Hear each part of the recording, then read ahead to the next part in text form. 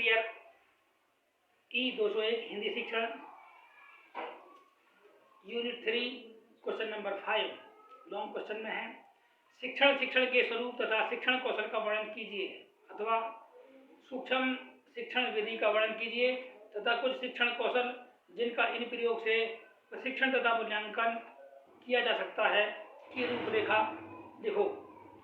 उत्तर है इसका सूक्ष्म शिक्षण का स्वरूप। ये हेडिंग हो गया। इस प्रविधि के नाम से ही इसके स्वरूप का बोध होता है। इस प्रविधि के अभ्यास से पाठ योजना की छोटी कक्षा में छात्रों की संख्या कम, शिक्षण प्रकरण का छोटा रूप, शिक्षण की अवधि 5 से 10 मिनट होती है। छात्राध्यापक के शिक्षण का निरीक्षण किया जाता है। शिक्षण समाप्त होने पर वाद विवाद किया जाता है। छात्र अध्यापकों को शिक्षण क्रियाओं की जानकारी कराई जाती है और विकास के लिए सुझाव दिए जाते हैं। इसके उपरांत उसी शिक्षक की वही पाठ दूसरे समूह को पढ़ाना पड़ता है और फिर वाद विवाद होता है। इससे पृष्ठ पोषण दिया जाता है। इस पर भी यदि पर्यवेक्षक आवश्यक समझता है तो पुनः शिक्षण करना पड़ता है। यह क्रिया चलती ही रहती है जिससे छात्र अध्यापक में अपेक्षित शिक्षण कौशल का विकास किया जाता है। उदाहरण स्वरूप यदि प्रश्न पूछने के कौशल का विकास करना है तो शिक्षण वाद विवाद पुनः शिक्षण वाद विवाद चलता ही रहेगा जब तक प्रश्न पूछने के कौशल का पूर्ण रूप से विकास न हो जाए। इसी प्रकार शिक्षण में सुधार लाया जा सकता है। सूक्ष्म शिक्षण का स्वरूप यानी कि सूक्ष्म शिक्षण विधि। नंबर 1 पे है नियोजन तथा शिक्षण, नंबर 2 पे है वाद विवाद प्रदर्शन, नंबर 3 पे है पुनः प्रयोजन तथा पुनः शिक्षण और नंबर 4 पे है वाद विवाद प्रदर्शन। तो नंबर 1 छोटे प्रकरण के लिए पाठ का नियोजन करता है। वाद विवाद में शिक्षण के संबंध में वाद विवाद, पुनः नियोजन तथा पुनः शिक्षण में वही शिक्षण उसी पाठ का पुनः नियोजन करता है। नंबर 2 नियोजन तथा शिक्षण में शिक्षण का कालांश 5 से 10 मिनट तक। वाद विवाद प्रदर्शन शिक्षण कौशल के लिए सुझाव दिए जाते हैं। पुनः नियोजन तथा पुनः शिक्षण में वही प्रकरण दूसरी कक्षा की पुनः शिक्षण प्रदान किया जाता है। वाद विवाद प्रदर्शन में शिक्षण पर वाद विवाद तथा अनुक्रियाओं की प्रशंसा। नंबर 3 एक ही शिक्षण कौशल का अभ्यास किया जाता है। वाद विवाद प्रदर्शन में शिक्षण क्रियाओं की प्रशंसा भी करते हैं।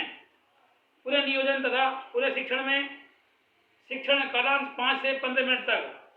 वाद विवाद प्रदर्शन में अपेक्षित शिक्षण कौशल के लिए सुझाव। नंबर 4 छोटी कक्षा में विशिष्ट कौशल का अभ्यास करता है। वाद विवाद प्रदर्शन में अपेक्षित शिक्षण कौशल का प्रदर्शन किया जाता है। सुझाव के आधार पर उसी शिक्षण कौशल का अभ्यास किया जाता है और वाद विवाद प्रदर्शन में आवश्यकता होने पर उसी कौशल का प्रदर्शन किया जाता है। निरीक्षण पृष्ठपोषण, निरीक्षण पृष्ठपोषण। सूक्ष्म शिक्षण के अभ्यास में शिक्षण कौशल के विकास के मूल्यांकन के लिए अनेक मापदंडों का प्रयोग किया जाता है। पर्यवेक्षक तथा सहयोगियों द्वारा रेटिंग का प्रयोग किया जाता है।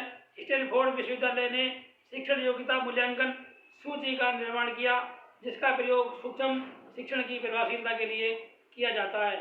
शिक्षण कौशल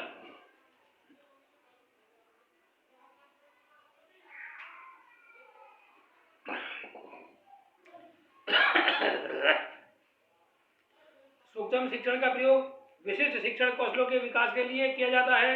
शिक्षण कौशल से तात्पर्य सुनिश्चित शिक्षक व्यवहार स्वरूपों से होता है जो छात्रों से अपेक्षित व्यवहार परिवर्तन के लिए प्रभावशाली होते हैं। शिक्षण के अनेक कौशलों का उल्लेख किया जाता है।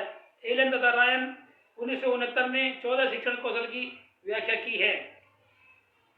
वह इस प्रकार है। उद्दीपन विषमता छात्रों को एकाग्रित करने के लिए उद्दीपन को बदलते रहने की क्षमता होती है। भूमिका निर्वाह क्षमता की पूरक मानी जाती है।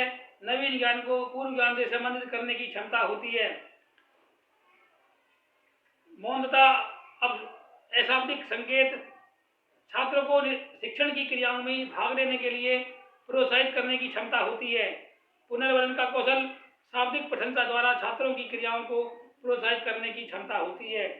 नंबर 6 प्रश्न पूछने में प्रवाह। नंबर 7 गहन प्रश्न पूछना। नंबर 8 उदाहरणों का प्रयोग। नंबर 9 उद्देश्यों को लिखने का कौशल। नंबर 10 सैमपट के प्रयोग का कौशल। नंबर 11 दृश्य श्रव्य सामग्री प्रयोग का कौशल। नंबर 12 प्रवचन का कौशल। नंबर 13 पाठ के अनुसरण का कौशल। प्रश्न नंबर 6 प्रस्तावना कौशल के लिए सूक्ष्म पाठ्य योजना बनाइए। प्रस्तावना कौशल के लिए प्रश्न पाठ्य योजना। इधर लिखेंगे विषय हिंदी, इधर लिखेंगे कक्षा 8, समय 10 मिनट। ऊपर हेडिंग है पाठ और नव के मंडराते बादल। शिक्षक हमारे देश में कितनी ऋतुएं होती हैं? छात्र कह रहा है हमारे देश में प्रमुख रूप से 3 ऋतुएं होती हैं। शिक्षक तीनों ऋतुओं के नाम बताओ। छात्र कह रहा है तीनों ऋतुओं के नाम है ग्रीष्म ऋतु, शीत ऋतु तथा वर्षा ऋतु। शिक्षक ग्रीष्म ऋतु में क्या क्या होता है? छात्र कह रहा है ग्रीष्म ऋतु में सूर्य का प्रकाश अधिक तीव्र होता है जिससे अधिक गर्मी लगती है। शिक्षक शीत ऋतु में क्या क्या होता है? शीत ऋतु में क्या क्या होता है? शिक्षक कह रहा, छात्र कहेगा शीत ऋतु में सूर्य का प्रकाश तीव्र नहीं होता और ठंडी हवा चलती रहती है जिससे हमें सर्दी लगती है और हम गर्म कपड़े पहनकर रहते हैं। शिक्षक वर्षा ऋतु में क्या क्या होता है? छात्र वर्षा ऋतु में काले काले बादल मंडराते हैं और वर्षा होती है। शिक्षक चित्र दिखाकर, इस चित्र से आप क्या देख रहे हो? इस चित्र में आप क्या देख रहे हो? छात्र इस चित्र में काले काले बादलों से घिरा हुआ आकाश दिखाई दे रहा है। प्रस्तावना कौशल का निरीक्षण एवं मूल्यांकन विधि। इस प्रस्तावना कौशल की जांच के लिए 2 प्रकार की अनुसूचियों का प्रयोग किया जाता है। प्रथम अनुसूची में प्रत्येक मिनट में कितनी बार इस कौशल की क्रिया की गई उसकी आवृत्ति अंकित की जाती है। इसे निरीक्षण सूची कहते हैं। द्वितीय अनुसूची में विन्यास कौशल के तत्वों संबंधी गुणात्मक मूल्यांकन 7 अनुस्थितियां बिल्कुल नहीं से अत्यधिक तक की जाती हैं। प्रस्तावना कौशल की निरीक्षण सूची। छात्र अध्यापक का विवरण तथा निरीक्षण का नाम भी अंकित किया जाता है। यह निरीक्षण सूची शिक्षण पुनर्शिक्षण के लिए प्रयुक्त की जाती है। अवलोकन के समय प्रति मिनट में शिक्षण क्रिया कितनी बार हुई तब टैली लगाते हैं। कौशल के तत्व और इधर टैली के चिन्ह बना लेंगे। टैली कर गए 1 2 3 4 5 6 7 8 9 10। तो पहला प्रश्न है पूर्व ज्ञान से संबंधित प्रश्न। दूसरा प्रश्न है प्रश्न जिनका छात्रों ने सही उत्तर दिया। नंबर 3 क्रम भंग प्रश्न एवं कथन। नंबर 4 अप्रासंगिक प्रश्न एवं कथन। नंबर 5 युक्तियों तथा साधनों की उपयुक्तता। प्रस्तावना कौशल की मूल्यांकन सूची। छात्र अध्यापक शिक्षक का विवरण तथा निरीक्षक का नाम भी अंकित करते हैं। यह मूल्यांकन सूची शिक्षण पुनर्शिक्षण के लिए प्रयुक्त की जाती है। इस कौशल के तत्वों के समक्ष 7 अनुसूचियां बिल्कुल नहीं बराबर 0 से अत्यधिक बराबर 6 में से किसी को स्तर के अनुसार अंकित करते हैं। अब दूसरा चार्ट बनाएंगे। इधर लिखेंगे तत्व क्रियाएं और इधर बनाएंगे अनुसूचियों का मूल्यांकन। बिल्कुल नहीं में 0 1, सामान्य में 2 3 4 और अत्यधिक में 5 6। तो छात्रों के नंबर 1 है छात्रों के पूर्व ज्ञान का उपयोग किया। युक्तियों साधनों का समुचित प्रयोग किया।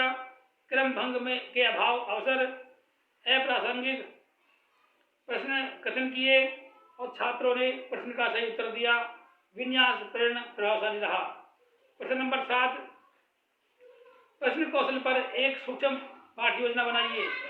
प्रश्न कौशल विकास हेतु सूक्ष्म पाठ्य योजना। दिनांक डालना है, समय डालना है 5 से 10 मिनट और प्रकरण है राजधर्म। कक्षा 7 है। विषय हिंदी, गद्य कौशल, प्रश्न कौशल।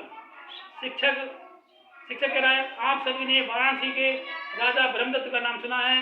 राजा ब्रह्मदत्त क्यों प्रसिद्ध था? छात्र अपनी धर्मप्रियता एवं न्यायपरायणता के कारण। शिक्षक बोधिसत्व का जन्म किसके शासनकाल में हुआ था?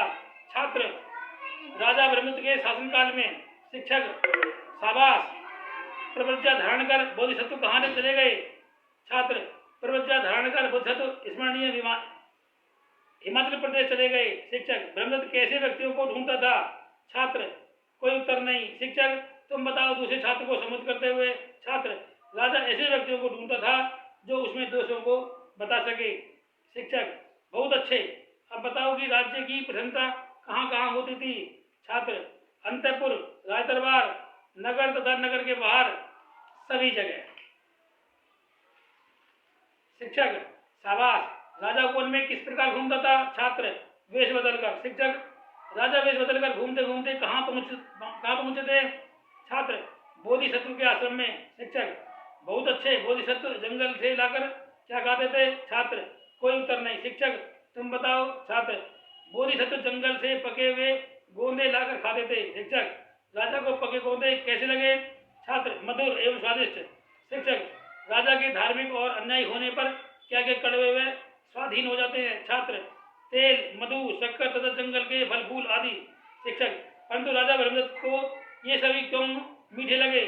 छात्र क्योंकि राजा ब्रह्मदत्त वास्तव में धर्मप्रिय एवं न्याय परायणवादी थे। खोजपूर्ण प्रश्नों का निरीक्षण सूची। छात्र अध्यापक को विवरण तथा निरीक्षक का नाम अंकित कर लिया जाता है। यह निरीक्षण सूची शिक्षण पुनः शिक्षण में प्रयुक्त की जाती है। निरीक्षण के समय प्रति मिनट में शिक्षण तत्वों के प्रयोग करने की आवृत्ति लगाई जाती है। सूक्ष्म शिक्षण 10 मिनट किया गया है, तब प्रत्येक मिनट के होने पर आवृत्ति अंकित की जाती है। कौशल के तत्व क्रियाएं और जितनी बार तत्व दोहराया जाए उतनी आवृत्ति। 1, 2, 3, 4, 5, 6, 7, 8, 9, 10। नंबर 1 अनुबोधन क्रिया। नंबर 2 अधिक सूचना प्राप्ति प्रविधि। नंबर 3 पुनः केंद्रण विधि। नंबर 4 पुनः अनुदेशन प्रविधि। नंबर 5 समीक्षात्मक अभिज्ञता वृद्धि प्रविधि। प्रश्नों के कौशल के लिए मूल्यांकन सूची।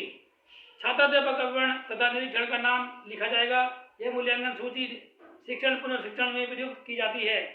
प्रत्येक तत्व का मूल्यांकन 7 अनुसूचियों में बिल्कुल नहीं, 0 से अत्यधिक 6 में किया जाता है। इनमें किसी अनुसूची में स्तर अनुरूप कौशल तत्व का स्तरीकरण किया जाता है। कौशल तत्व क्रियाएं और फिर वही अनुसूचियां। अनुसूचियां 3 पाठ कर लिए। बिल्कुल नहीं में 0, 1, सामान्य में 2, 3, 4 और अत्यधिक में 5, 6। पहला प्रश्न बनता है अनुबोधन का प्रयोग करता है। नंबर 2 अधिक सूचना के लिए प्रश्न पूछता है। नंबर 3 पुनः केंद्रण हेतु प्रश्न पूछे जाते हैं। नंबर 4 पुनः अनुदेशन प्रविधि का प्रयोग करता है। नंबर 5 समीक्षात्मक अभिज्ञता उत्पन्न की गई। आज के लिए इतना ही। आज हमने कराए प्रश्न 5, प्रश्न 6, प्रश्न 7। आज के लिए इतना ही। धन्यवाद।